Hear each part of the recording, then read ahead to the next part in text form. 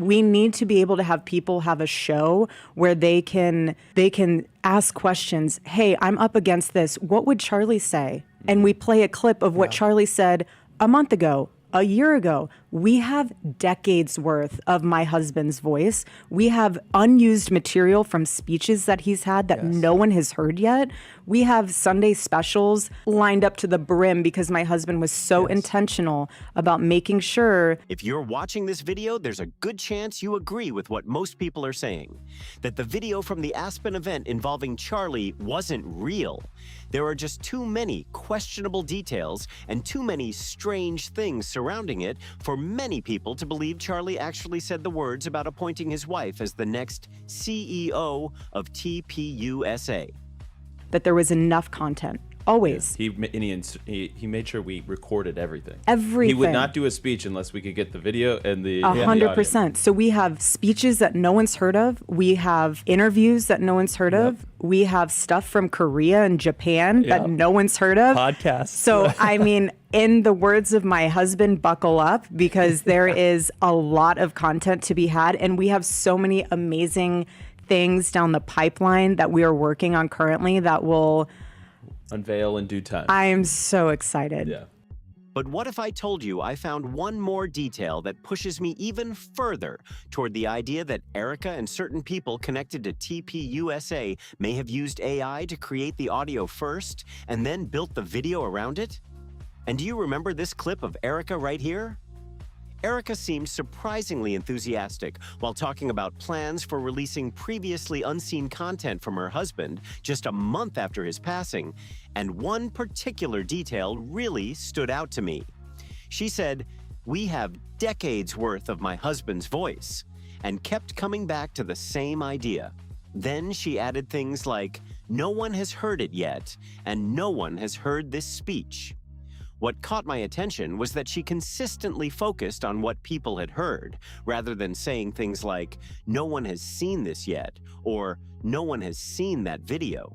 I asked AI that question, and this was Charlie's response. First, I want you to know I'm fine, not because my body is fine, but because my soul is secure in Christ. Death is not the end, it's a promotion. Don't waste 1 second mourning me. I knew the risks of standing up in this cultural moment, and I'd do it all over again. Second, do not let this violence divide us further. The enemy wants chaos, fear, and retaliation. Don't give it to them. Instead, double down on truth. It was always about the audio, the voice, and what had not been heard before. That detail stuck with me because I later came across a post on X from someone who claimed to be a former TPUSA employee who worked in the organization's video department.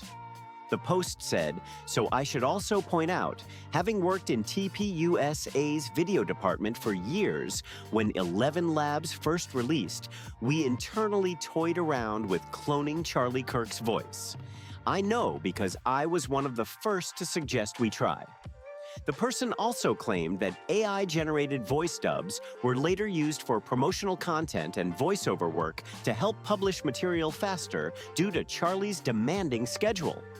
According to this former employee, getting Charlie into a recording studio wasn't always the easiest thing to do, which is why he argued that using AI-generated audio would not be some shocking or impossible scenario.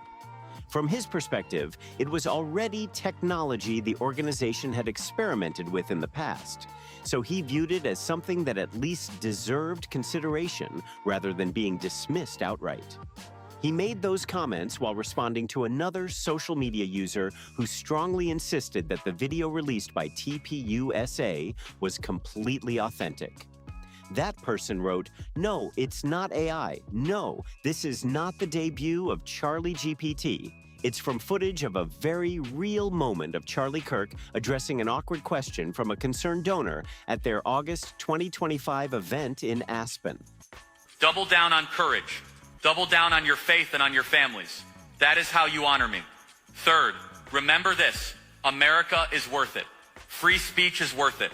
Fighting for the unborn, for families, for sanity in a culture gone mad, it is all worth it. So dry your tears, pick up your cross, and get back in the fight.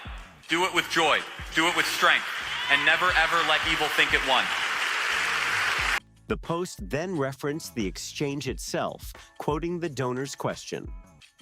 Kind of a hard question to ask, but I think it's probably important to everybody in this room, and I'm wondering about Turning Point's succession plan should, God forbid, something happen to you.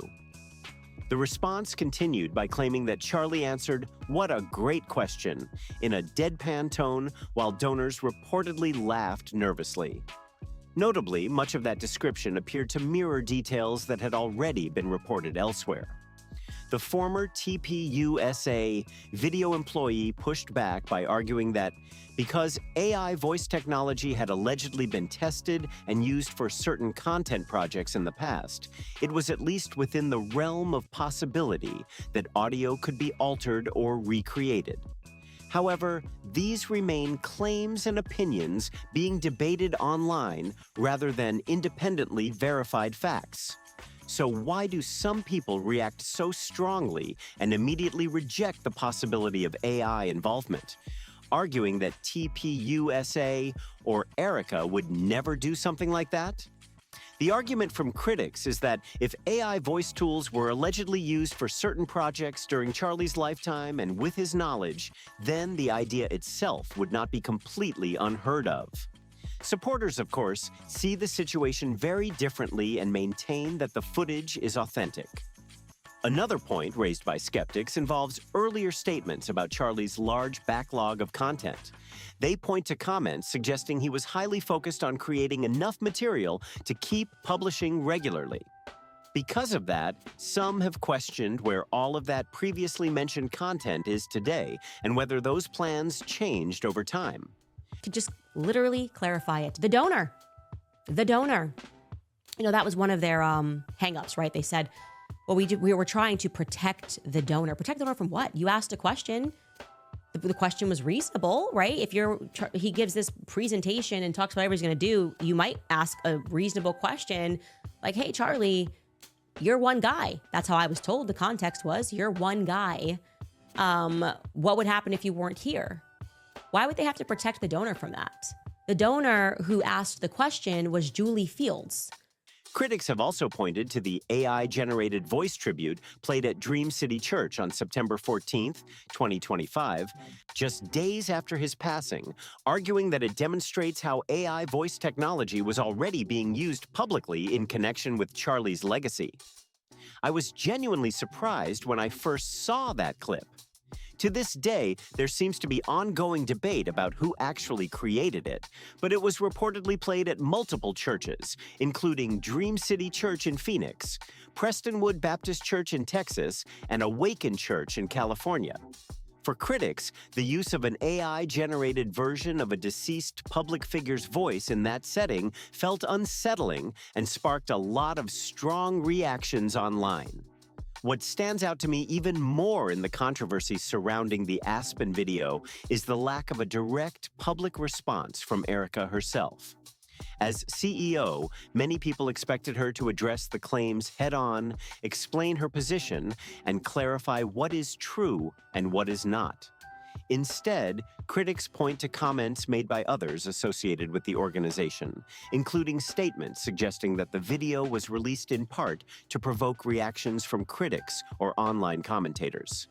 That explanation has only added another layer to the debate, with some people questioning the strategy and others defending it as a response to ongoing criticism. And Arthur Fields from North Carolina. That barrier has now been removed for Turning Point USA. You are now free to share the entire video in its context because the world now knows what donors asked the question. And to people watching this is not an invitation. There's nothing the donors did wrong here. They asked a question after a presentation. In fact, the donor who told me that it's doctored and is willing to go very far on this claim, that is doctored, said that they similarly thought the same thing. Charlie, you're one guy. That's why they had this secondary dinner with him after this and spoke to him about it.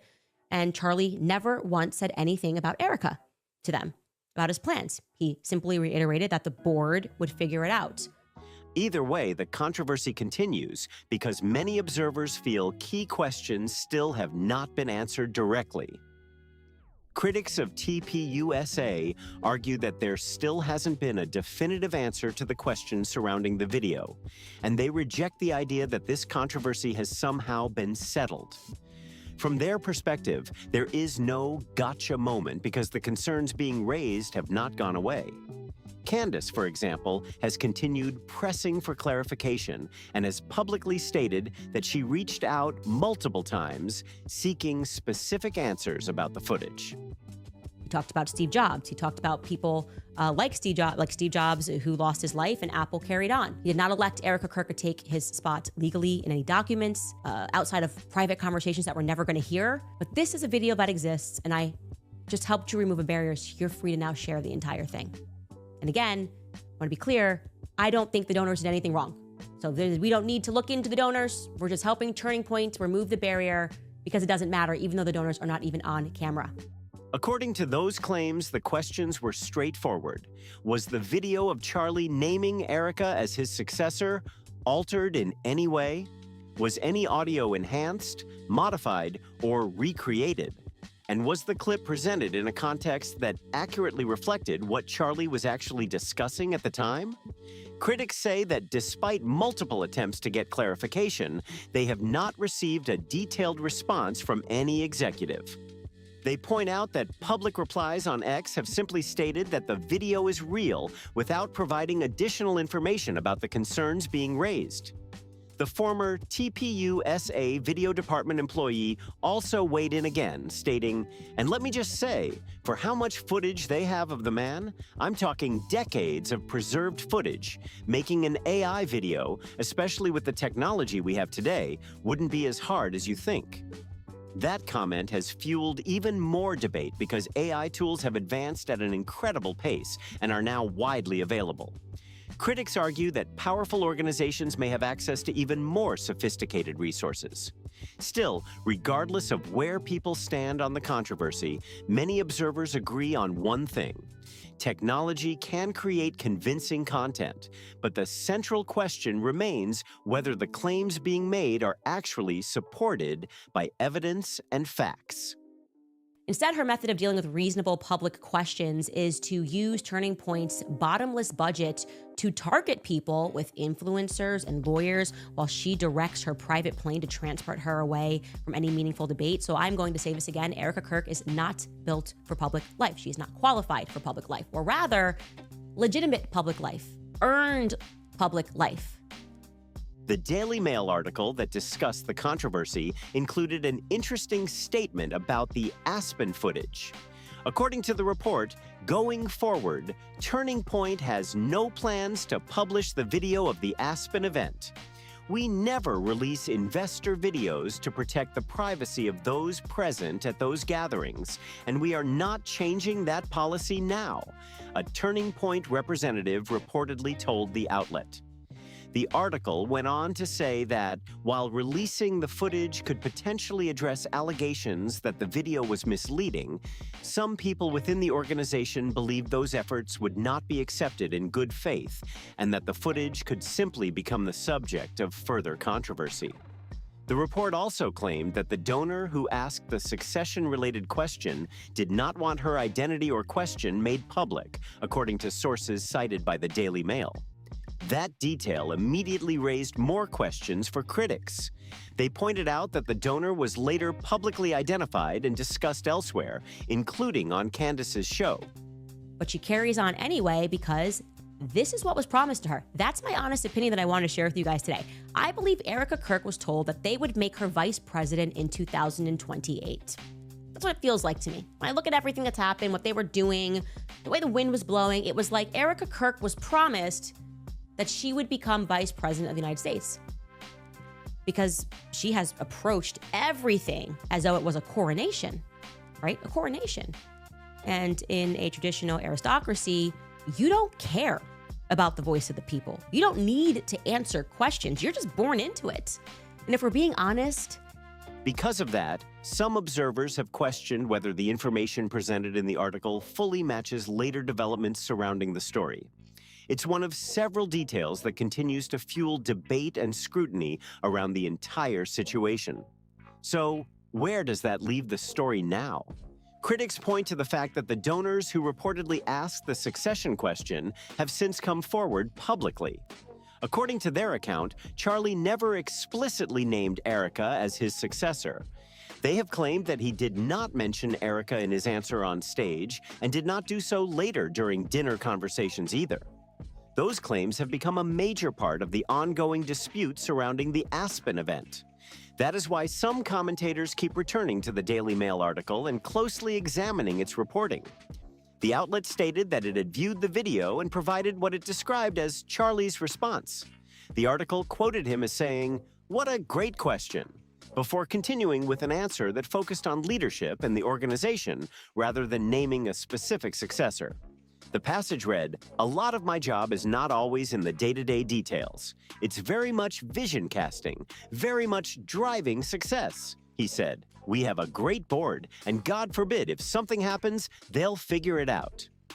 Because different accounts of the event appear to describe the exchange in different ways, critics argue that the discrepancies deserve closer scrutiny and clearer explanations from those involved. The most disputed part of this entire story is the line that the Daily Mail article attributed to Charlie. According to the report, after discussing the board and the organization's future, he allegedly said, "I appoint my wife to run Turning Point USA if something happens to me. Erica would do a great job." The reason critics keep focusing on this section is because the article presents it as one continuous response rather than a collection of separate remarks edited together. In other words, the report does not describe the quote as being stitched from different moments or shortened from a much longer exchange.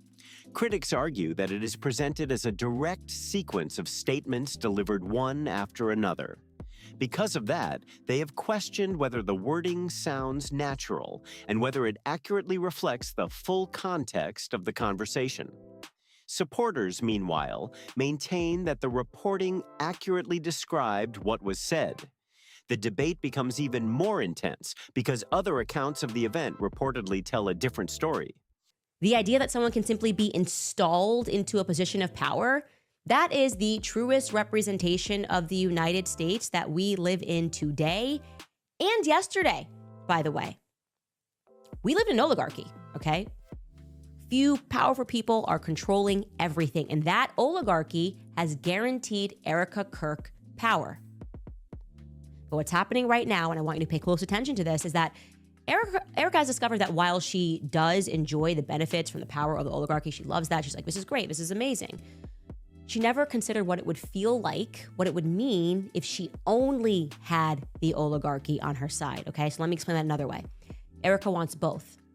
Some donors who later came forward have claimed that Charlie discussed broader leadership topics, including examples involving successful organizations and the role of a board in handling succession decisions.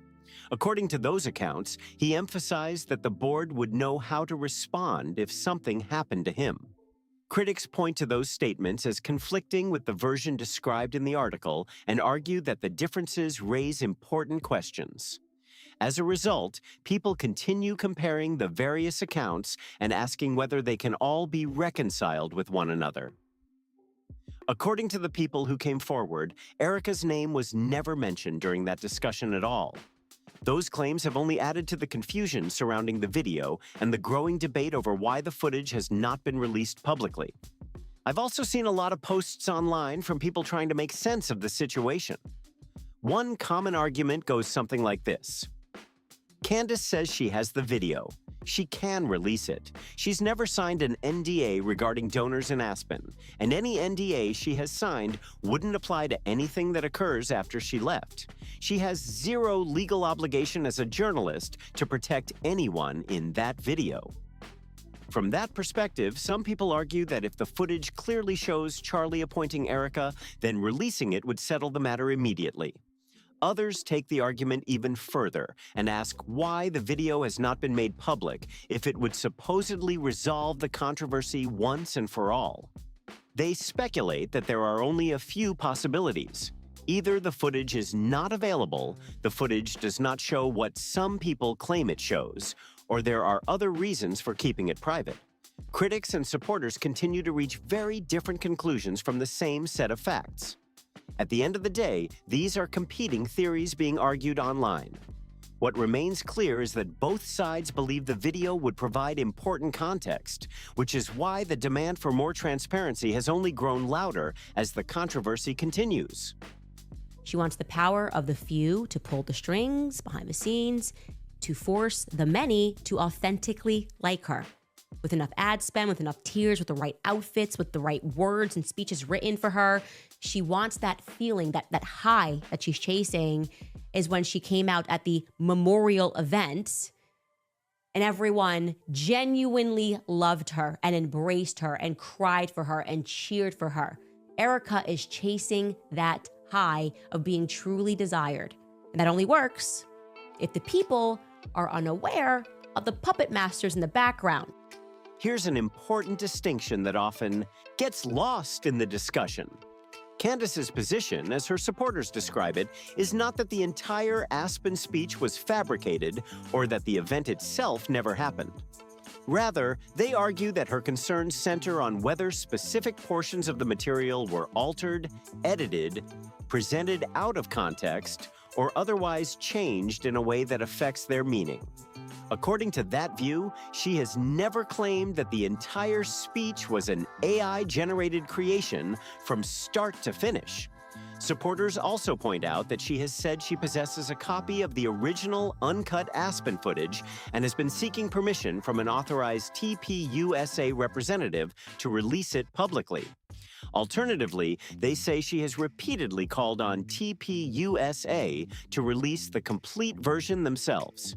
When the organization cited donor privacy as a reason for not releasing the footage, critics responded by noting that the donors connected to the succession question had already identified themselves publicly. Their argument is that this removes at least one of the stated obstacles to releasing more context. Another issue frequently raised is copyright ownership. Critics argue that even if someone possesses a copy of the footage, that does not automatically grant them the legal right to distribute it publicly. Because the event was reportedly organized, hosted, and recorded by TPUSA using its own equipment, supporters of this argument contend that the organization likely controls the copyright to the recording. As a result, they believe legal concerns may be a significant factor in why the full video has not been released, regardless of what is actually contained in the footage. According to this argument, the biggest obstacle isn't whether someone has access to the footage, it's who legally owns it. Because the video was reportedly recorded and produced by TPUSA at a private donor event, supporters of this view argue that the organization holds the copyright to the material. Under U.S. copyright law, publicly distributing copyrighted footage without authorization can potentially expose someone to legal action, including claims for damages, court orders, blocking distribution, and litigation costs. They also point out that simply possessing a copy of a video does not transfer ownership rights. Even if someone obtained the footage through legitimate access as a former associate, attendee, or another source, the copyright would generally remain with the original owner. From this perspective, publishing the footage without permission could create legal risks similar to posting a private corporate event recording that was created and controlled by someone else. Another distinction frequently raised involves fair use. Critics note that short clips used for commentary, criticism, reporting, or analysis may sometimes have stronger fair use arguments than releasing large portions of a copyrighted work. This is why some observers believe brief excerpts could be treated differently from publishing an entire 3-hour donor event or releasing the specific exchange at the center of the controversy.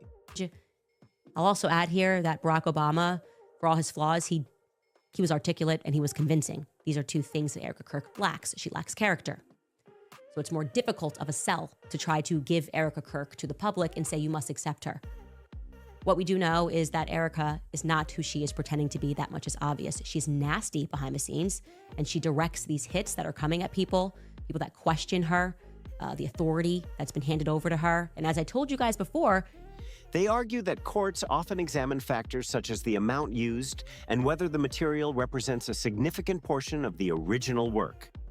Supporters of this legal theory also point to reports that Candace signed confidentiality and other contractual agreements during her time with TPUSA. They argue that if such agreements remain in effect and apply to internal event recordings, they could create additional legal concerns beyond copyright issues alone.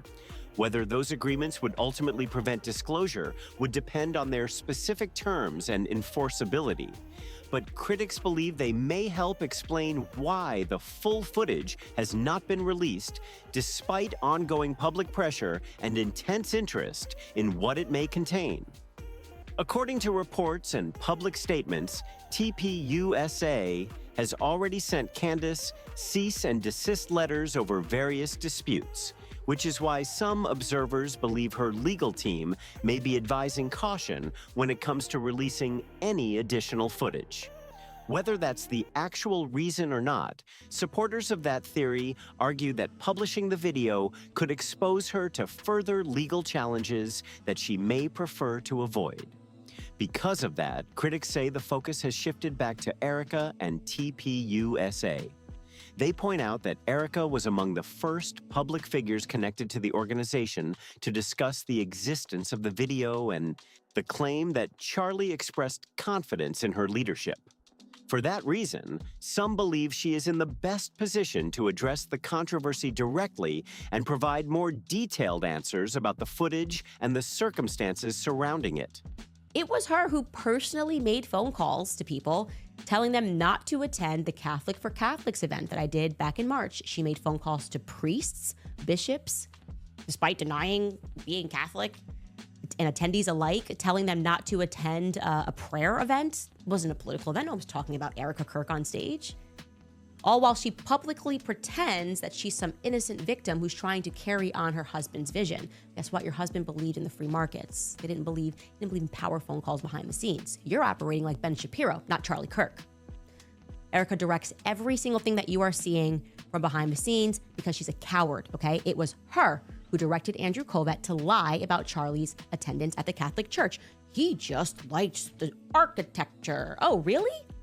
Really? Others disagree and argue that Erica has already made her position clear enough. Still, critics maintain that important questions remain unresolved and that a more detailed response would help clear up the confusion. They argue that, as CEO, she has the authority to speak on behalf of the organization regarding claims about the video's authenticity, context, and handling. Meanwhile, opponents of TPUSA's response strategy accuse the organization of focusing more on public messaging than on providing the specific information that critics are requesting. This ongoing disagreement has become a major part of the broader debate, which is why reactions remain so divided and emotionally charged online. That's why some critics say they get an unusual impression when listening to Erica speak. In their view, she often uses the language people expect to hear: scripture, faith, kindness, unity, and support for open discussion. But they feel the delivery comes across as overly rehearsed rather than deeply personal. To those critics, it can seem as though the message is carefully crafted, yet lacking the conviction they would expect from someone speaking from the heart. They also point to Charlie's well-known approach of engaging directly with people who disagreed with him. Erica herself has praised him for saying things like, "You disagree with me? Step to the front of the line. Let's talk." Critics argue that this attitude helped build his public reputation because he was often willing to debate opponents and answer difficult questions directly. Because of that, some observers have questioned whether Erica has embraced that same approach. They point to incidents where she faced criticism or challenging questions and argue that she did not engage as openly as they would have liked. For example, critics reference reports from the Women's Leadership Summit, where a disruption occurred involving accusations made by an attendee. According to those accounts, Erica chose not to continue engaging with the individual, a decision that her critics view as avoiding confrontation, while supporters may see it as a reasonable response to a tense situation. Andrew Kovet was live texting with Erica during that interview. with Alex Clark to make sure that he had permission because they wanted to protect their evangelical Zionist base of donors. That's what they cared about, the money, not the truth. And you can call me whatever you want to call me, but I am not a coward. I am spending $0 on ads or influencer networks. I've never once told people not to attend Erica Kirk events. In fact, I encourage the opposite. More debate is necessary. Ask and answer questions publicly. This is not something that they are willing to do unless it is an easy slam dunk. They wait for somebody to make a mistake, and then they all pounce and pretend that they're open to having a conversation. And I can tell you right now, they are still refusing to answer a very important question, whether or not the video that they presented of Erica being named by Charlie Kirk, I appoint my wife to this position, is it doctored, yes or no? Candace continues. For critics of TPUSA, the biggest argument is simple. They believe that if the full footage completely settled the controversy, there would be little reason not to release more of it. From that perspective, the continued secrecy only increases suspicion and fuels speculation about what may or may not be contained in the video. Those critics also argue that Erica has allowed the organization and its representatives to handle most of the public response rather than addressing the controversy herself. They point to comments from TPUSA figures who have described the video's release as a way of provoking reactions from critics, and they question whether that explanation adequately answers the concerns being raised. Supporters, however, continue to maintain that the video is authentic and that the accusations against the organization are unfounded. Critics further claim that public opinion is gradually shifting and that TPUSA has responded with an increasingly aggressive media strategy. They point to analyses of the organization's advertising and promotional spending, arguing that significant resources are being used to amplify videos featuring Erica in positive or sympathetic contexts, including clips highlighting her public appearances, interactions with political figures, and emotional moments. Supporters would likely view those efforts as standard public communications rather than evidence of a broader campaign. Critics argue that TPUSA's public messaging has shifted dramatically since Charlie's passing, with far more attention being placed on Erica and her personal story. Some have even nicknamed it a widow core strategy, claiming that promotional efforts now focus heavily on emotional and personal content rather than the kinds of event promotions that were common before. They point out that earlier advertising often centered on college tours, speaking appearances, and organizational events, while recent campaigns have highlighted Erica's public image and leadership role. The skepticism is also showing up in online polls and comment sections. In one poll posted on X, users were asked whether the short Aspen clip released by TPUSA was authentic or had been modified using AI. According to the poll results, a large majority of respondents selected the AI option. Critics point to those numbers as evidence that many people remain unconvinced by the explanations they have received so far. The comments were just as revealing. One user, Maggie Johnson, wrote, "I don't believe in my heart Charlie would have preached about women being stay-at-home moms for as long as he did, and then suddenly changed his mind about it." Others focused less on the substance of the statement and more on how the video itself appeared. One commenter claimed that after showing the clip to a family member, the immediate reaction was that it looked AI-generated. Another simply wrote, "Definitely edited and taken out of context." Of course, online polls and social media comments do not prove whether a video is authentic or altered. What they do show is the level of public skepticism surrounding the controversy and how strongly many people have already formed opinions on the issue. From what I've seen, that seems to reflect the broader mood among many of the people discussing this controversy online. Critics keep returning to the same question. If the full footage would clear everything up, why hasn't it been released? They argue that one of the major reasons previously cited, protecting the identities of the donors involved, appears less relevant now that those individuals have reportedly come forward publicly and spoken about the event themselves. Because of that, critics believe the organization could put many of the rumors to rest by releasing additional footage or providing more context. In particular, they want to see the exact exchange described in media reports. Some remain skeptical that Charlie would have delivered the quoted remarks in the precise way they have been presented, and say they would like to judge the full context for themselves, rather than relying on second-hand accounts. At the same time, supporters of TPUSA continue to argue that the organization has already stated its position and has no obligation to release internal donor event footage simply because critics demand it. That disagreement remains at the center of the debate and explains why the controversy continues to generate so much discussion online. What do you think? Why do you believe the full video has not been released yet? And why do you think Erica has or has not addressed the issue directly? Let me know in the comments. If you enjoyed this video, be sure to like, share, and subscribe for more content.